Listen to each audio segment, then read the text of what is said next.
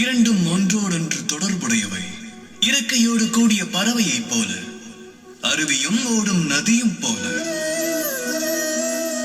தவறிழைப்பதும் மனித வர்க்கத்தின் முக்கியமான அங்கமெனில் ஏன் நாம் அதை அவமானமாக கருத வேண்டும்?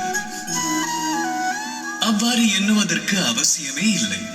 ஆழ்ந்து சிந்தித்தால் மனிதன் மேலும் உயர்வதற்கு அத்தவறுகளை வழிவகுக்கின்றன.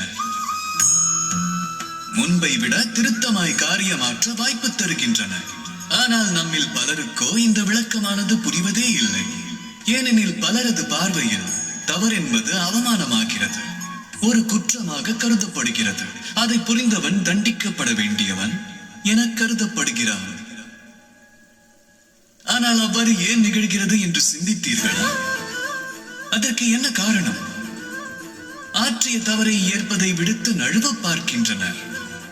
தவறிழைத்து அதை மனமாற ஏற்காவிடில் அந்த தவறு பாவச் செயலாகிறது, அதுவே குற்றமாகிறது.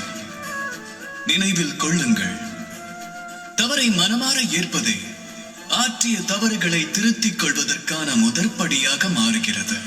இன்னொன்றையும் நினைவில் கொள்ளுங்கள், குற்றம் புரிந்தவர் யார் என்றால் தவறுகள் செய்தும் அதை உணர்ந்து திருத்திக் கொள்ளாதவரே ஆவார்.